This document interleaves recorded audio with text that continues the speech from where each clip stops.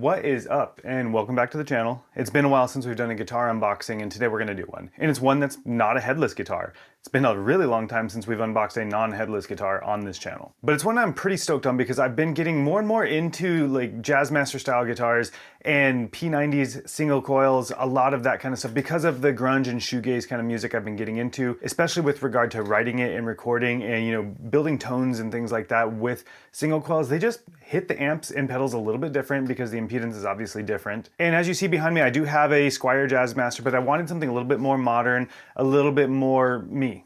And so as you can hopefully see, it's sitting on the couch behind me. Let's go ahead and grab it and get to some unboxing, shall we? So I had to get my cat off of this a second ago because she loves boxes and she's decided that this was the box for her to lay on.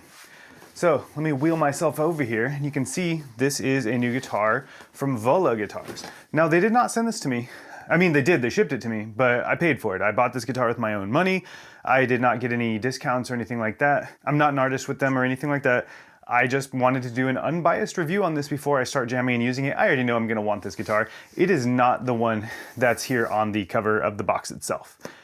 But let's go ahead and grab my unboxing knife because as some of you pointed out, and I well knew, my old knife was really, really dull and it made it to where I was putting myself in some danger trying to cut these boxes open. So let me see where my address is printed on this box so I don't just sit here doxing myself. Aha, okay. So it's right there. This should be fairly easy to open. It's not like those GOC boxes that have tape all the way around them. This one has it in a couple of different places. It's already open right here, actually. That knife is way more sharp. Got some tape stuck to it here. Got these little cardboard tabs that are gonna need to be cut open too. I'm terrible at this, y'all. I'm terrible at this. All right, we should be pretty well open now. Okay, let's go ahead and open it like, oh no, these little tabs are still holding on for their dear life. How does this box open? Okay, interesting. Well, you can see, maybe you can't see. Let me turn all the way around here, but it's pretty well packed. It comes in a nice gig bag too. I guess, give me a second, let me just pull this all out of here because I'm about to drop the box and I don't want to do that. Okay, now we've got the guitar and the gig bag. Let's get this plastic off of it. This is actually pretty damn nice gig bag. It's been a while since I got any guitar that came with one, from any brand for that matter. This is pretty sweet. Do we have anything in the front of it? We have, looks like the tools. So just the different Allen keys. Oh, and the trem. This is a trem. I forgot to mention that. This is a trem on this. Now I have yet to open this, and UPS did drop this down the steps of their truck. So it hit like 2 steps, but thankfully this looks like it's been packed pretty well, and I hope it's not broken inside of it. Oh, I should have known.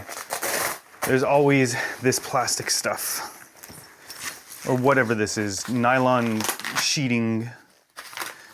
All right, rubber bands off. Let's go ahead and, yeah, let's just rip this stuff off. I'm so sick of trying to not, oh man. Hope this is coming across on camera, but man, that is so sick. So this is a shell pink Vola Guitars JZ FRO. JZ, I'm assuming, means it's supposed to look kind of like a Jazzmaster, and they definitely achieved that. So let's pull this off of the strings. Oh, it's interesting, it has foam there. Their packaging and everything, super freaking nice. Wow. I've seen other videos of this guitar, but that maple fretboard is wild. So is the flaming on the back of the neck. Right about now, I should have some good B-roll shots up on screen for y'all to see it because this regular lighting here is not gonna do it much justice, but this is actually crazy. It's light, lighter than I expected because, you know, I'm used to playing regular Jazzmaster and those are not light guitars, so. All right, it sits pretty well like a Jazzmaster. I don't feel any neck dive, but if it was on the right leg, a little bit. I don't really care about neck dive. I play sitting down mostly. This is a studio guitar. Just the tiniest bit here, but where the strap button is placed, not gonna really have that issue while you're playing. In fact, it actually fits up nicely there. So neck dive while standing is not gonna be an issue. Almost in tune. Pretty well though, honestly. This is a very loud acoustic instrument actually.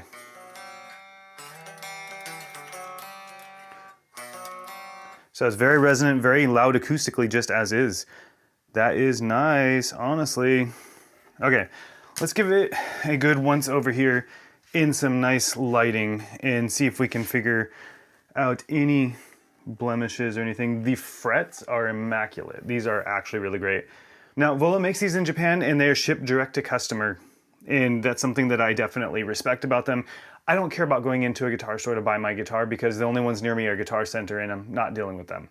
So far, I'm not seeing any issues with this. There's some powdery substance that's on the pick guard, but that's not a big deal. It comes right off. It's not like an actual blemish or anything. We got to get this plastic off of the pickups. So I specifically wanted this one because of it having the P90 style pickups in the bridge and the neck, but it also has a single coil in the middle, which I thought was really cool, similar to my Kiesel, which is an HSS. And I've grown to like that middle single coil sound as well. It's just that perfect mixture of brightness and the like neck glassiness. So become quite partial to having a single coil in the neck, even though I actually hate them. I hate them with a passion because I'm a metal player, man. I'm used to picking hard, and it's kind of rough picking hard on a guitar with a middle pickup because my pick just constantly hits. This one's pretty low, pretty far from the string. I might end up raising it a little bit, but we'll see. So again, I hope that this color is coming across here. This is a nice like shell pink, but this lighting maybe isn't the best to show off this pink. So hopefully on one of these two cameras it's coming across. But I like that they took the red tortoiseshell pickguard material and also used it for the trem cavity cover. But man, look at that neck. That is ridiculous. So, well, I don't see any flaws with this. Physically, as far as like blemishes go, no cracks in the paint. It got shipped extremely quickly and shipped extremely well. These fret ends are non-existent. Like you cannot feel the fret ends on this. So I would compare this to my GOC guitars, which have immaculate fretwork as well. And this is great. The neck profile, it's not a Jazzmaster neck, thank God. It's not a Jazzmaster neck. This neck profile feels like a thin D, maybe a thin C. It's got a little bit of a C shape up at the top. I can feel that right here, a little bit of a C shape here, but not bad. It's like getting to the point of being a D shape. As you go down, it definitely feels like it flattens out and feels more like a D shape, which I do prefer. And it's nice, honestly. The width of it is nice. It doesn't feel like F-spaced, but maybe it is. Oh yeah, these frets feel good. Oh man. Sorry y'all, this is getting kind of weird, I know. But the frets feel really good on this. I'm just realizing now that mess that's in the background. So what I'm gonna do is I'm gonna set this down, I'm gonna clean everything up, and we're gonna listen to some tones. Let's jump into it. All right, now we've got rid of some of that mess. Let's go ahead and get to playing this thing a little bit instead of just talking about it. Let's grab the trem arm, which is interesting being such a short trem arm compared to the ones on like a Jazzmaster. But you know what? I don't really care. But you know what? I don't care. It doesn't get in the way of my leg when I'm moving and I'm playing and sitting down, and I spend a lot of time recording at the computer. All right, so for the tone, we're using the Neural DSP Quad Cortex. I'm using my Grunge preset that I've been using a ton lately because I've got a really cool clean amp and I've got a really cool dirty amp happening on here as well. So let's go ahead and listen to it. Right now, no other effects. It's literally just the supersonic clean channel and then a 4x12 cab.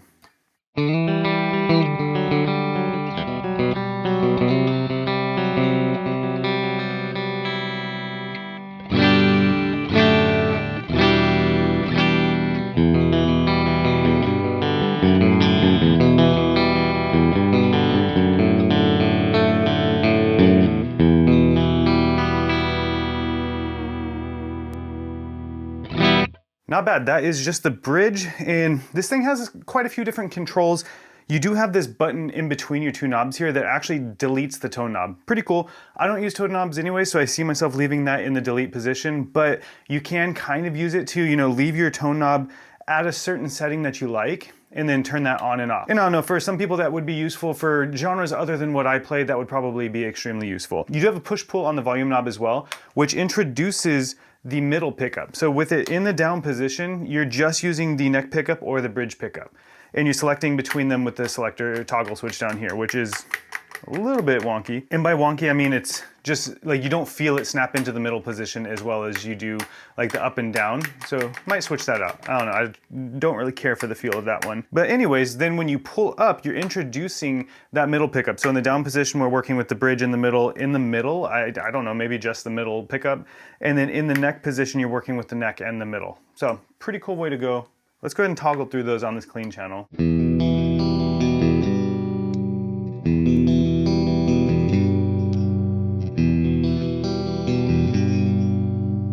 And then back to just the bridge and neck.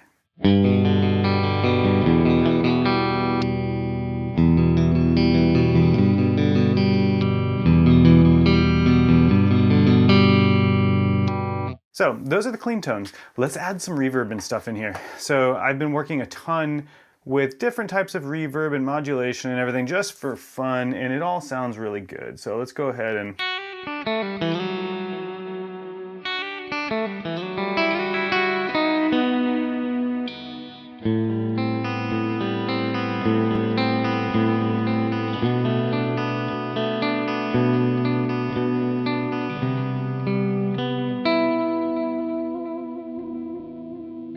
bit of a flutter there. I like this guitar a lot, honestly. This neck feels great. It's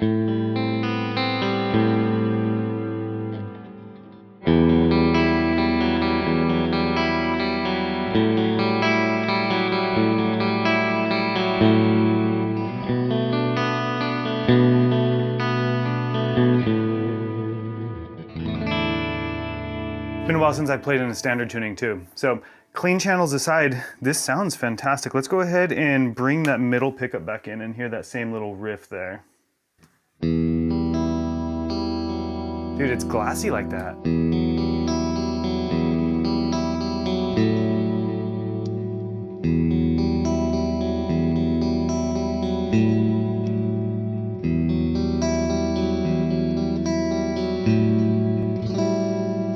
Something I should have pointed out earlier that I love too is that this has a reverse headstock. Dude, having a reverse headstock on a classic style looking guitar, that's just, it's good stuff. It looks really, really good. I love a reverse headstock as well. And yeah, I think reverse headstock should just be on just about everything at this point. It looks sick. Just the overall shape of this guitar is just ridiculous.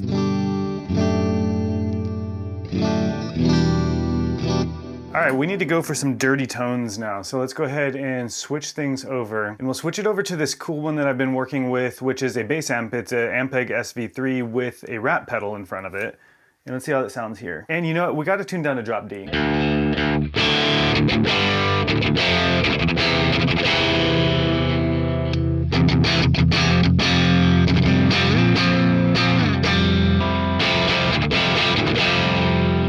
All right, so already it's doing that single coil thing that I love.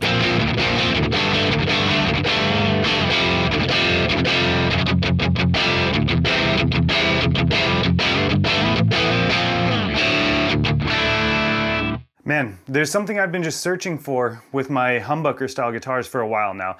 And it's a way to get that good single coil tone while coil splitting them, and just no pickups, in my opinion, do that well enough because of their placement. Whereas a true single coil or P90 style pickup is gonna have its placement proper for that type of tone. So it's not something that, you know, humbuckers are doing on purpose or bad at, it's literally just their placement. And so these are doing the thing for me. Let's go ahead and add some overdrive to this. Do we want some more rat pedal, or do we want, let's do the green 808.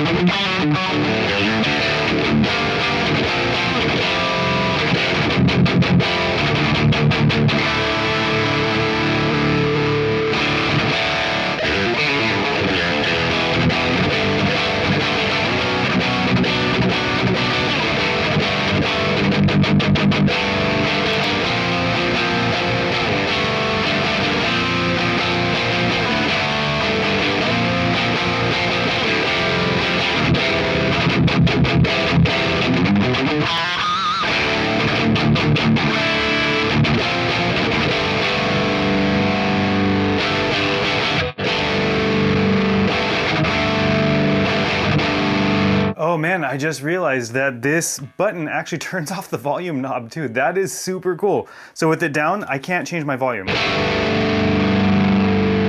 As soon as I release that button, the volume's gone. But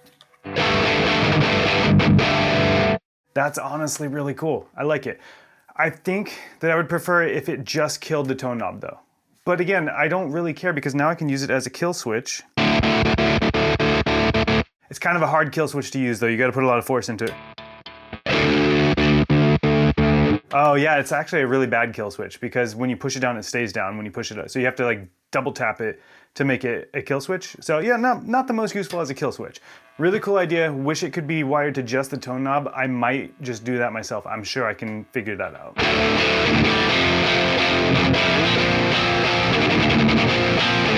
Okay, let's go ahead and figure out some more tones here. Let's go ahead and add some reverb before the fact. And we'll bring up the noise gate a little bit because we're getting quite a bit of noise with these single coils. Let's hear what we're working with.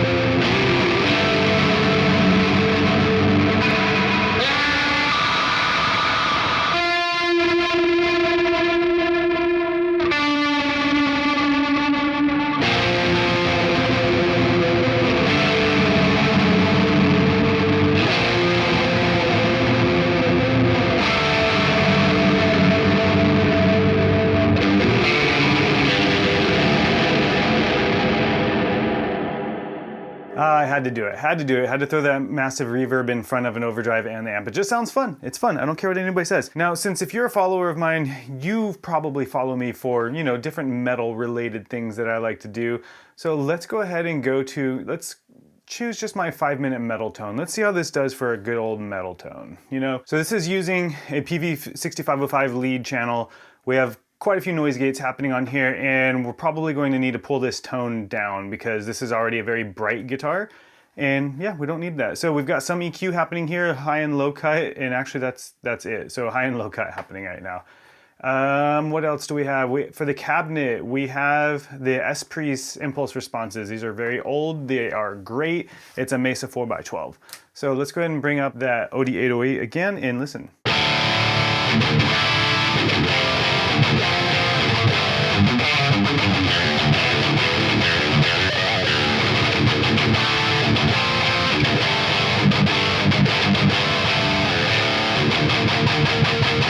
It chugs. I think it's safe to say that this thing chugs.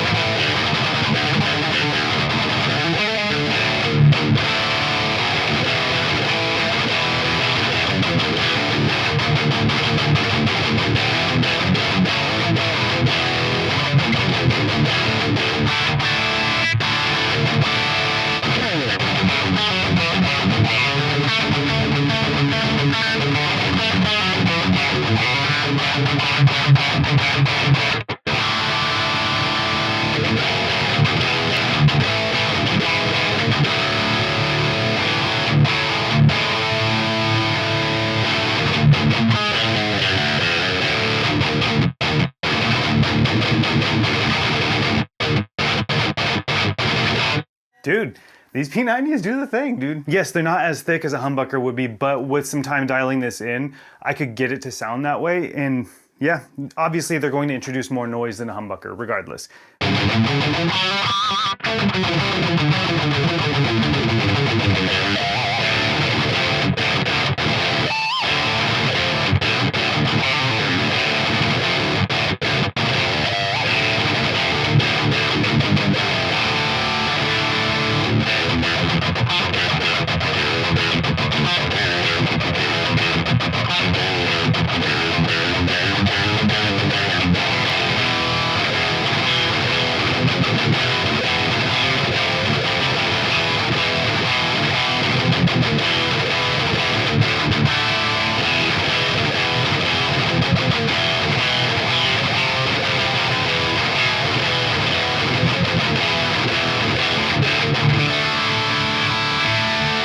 But these sound good, dude. Like, I'm really digging these. I'm really digging these P90s. They make me want to try them in more guitars, to be honest.